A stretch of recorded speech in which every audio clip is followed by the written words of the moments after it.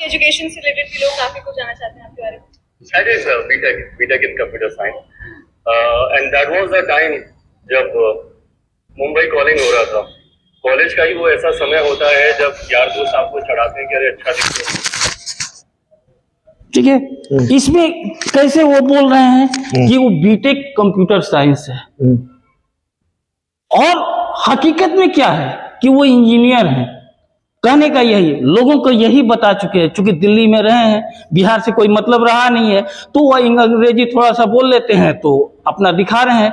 लेकिन हकीकत क्या है, ये 2014 का जो जमुई लोकसभा का चुनाव जब लड़ रहे थे, उस समय का ये हल्फनामा जो दिए हैं, ये उसका प्रूफ है।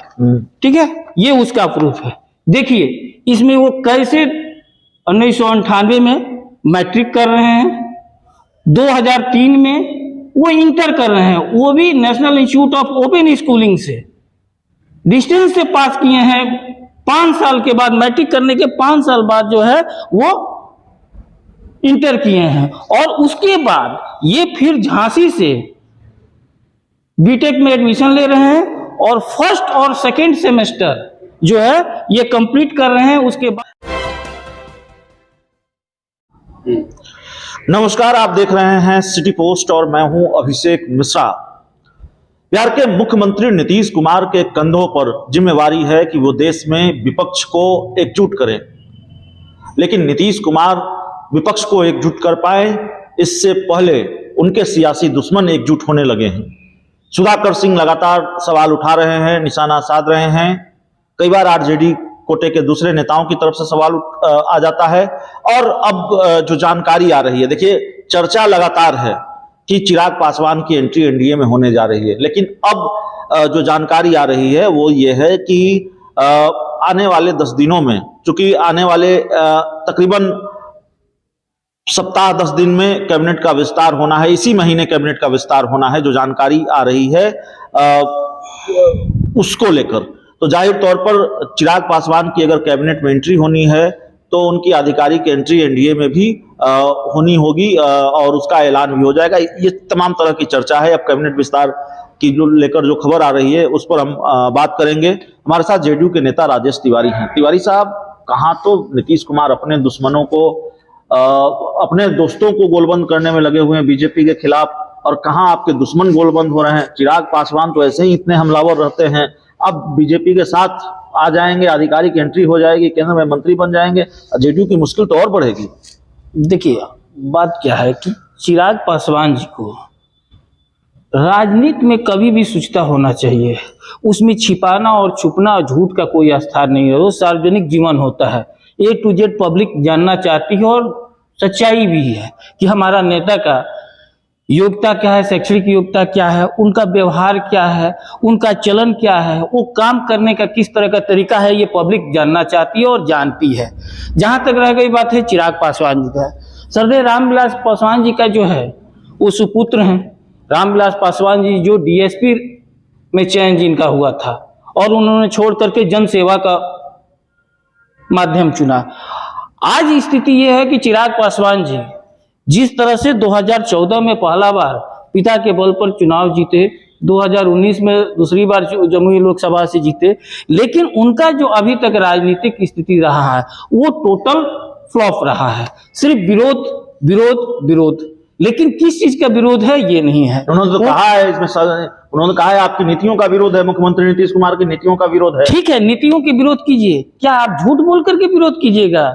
जो जनता आपको मान रही है उसका गुमराह करके विरोध क्या झूठ बोला? उन्होंने कहा है Bihar first, Bihari first vision. एक सबसे बड़ी बात है कि बिहार फर्स्ट बिहारी पर पहले आप क्या है, आप फर्स्ट हैं कि नहीं है ये देख लीजिए।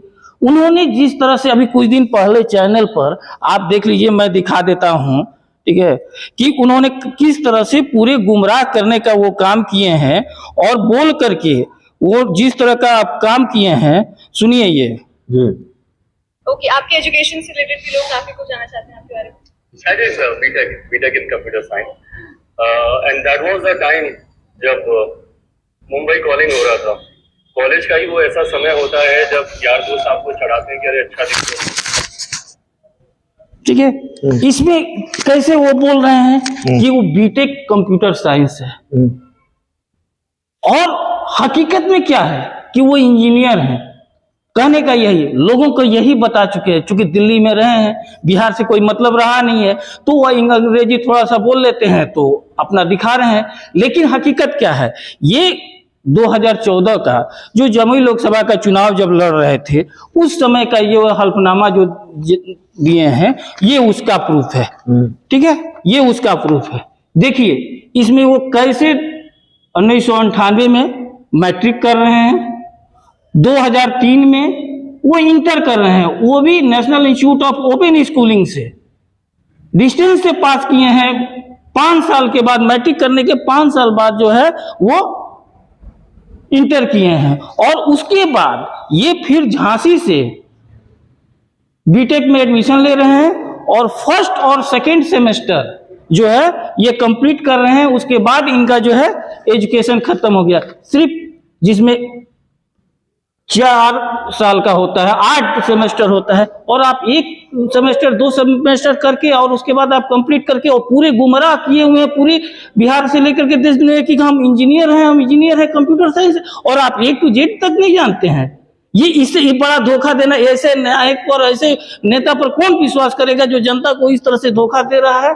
नहीं, बिहार में तो उन्होंने कभी किसी से नहीं कहा, टीवी चैनल पर नहीं, हमेशा कहा है। वो अपना शैक्षणिक योग्यता के रूप में वो जिस तरह से दिखाया है, ये तो सच्चाई है जो ये भरे हैं अपने हाथ से, और वो इसको ये झुटला कि नहीं हमारा योग्यता। उनको सीख लेना चाहिए मुख्यमंत्री, उप मुख्यमंत्री तेजस्वी यादव से, किस तरह से वो 9वीं खुल करके बोलते हैं कि 9वीं हम पास हैं, और ये अपना बड़प्पन गिनाने के लिए, अपना दिखाने के लिए वो इस तरह का हरकत कर रहे हैं। क्या जेडीयू चिराग पासवान के एजुकेशन को मुद्दा बना रही है? मुद्दा वो खुद बनाए, झूठ बोल करके बनाए हैं। ये मुद्दा के इससे बड़ा के सबूत क्या होगा कि जो निर्वाचन आयोग में हिसाबनामा अपने हाथ से लिख करके दिए हैं कि हम फर्स्ट सेमेस्टर और सेकंड सेमेस्टर भी तक कर पाए हैं, और उसके बाद हमने पढ़ाई छोड़ दिया है, और ये 2005 में किए हैं, और आज 2019 का ये हल्फनामा है, यह 19 का हल्फनामा है। इसके मतलब किसी का भी डिग्री, अगर अभिषेक जी आप भी करते हैं तो ग्रेजुएशन या किसी के 5 साल 6 साल दिया जाता है, इस बीच में आप कंप्लीट कर लीजिए।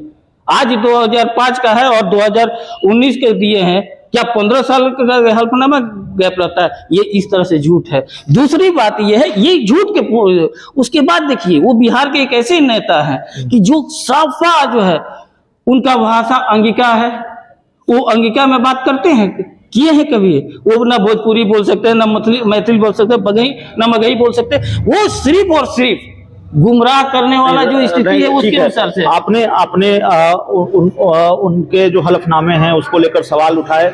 हालांकि उसको लेकर भी मैं ईमानदारी से कहूं, मैंने बहुत रिसर्च नहीं किया है, तो उस पर टिप्पणी देने से अभी मैं बचूंगा। लेकिन राजेश तिवारी साहब, अगर किसी को मान लीजिए कोई 1-2 भाषाएं ही आती हैं, दूसरी भाषाएं नहीं आती हैं, क्या उसको अधिकार नहीं है राजनीति करने का? क्या उसको अधिकार नहीं है सवाल उठाने का किसी मुख्यमंत्री की नीतियों पर, किसी सरकार की नीतियों पर? ये कौन सी बात हो गई कि चिराग पासवान को अंगिका नहीं आती, मैथिली नहीं आती, तो उनको राजनीति करने का अधिकार नहीं? एकदम आती है, एकदम है।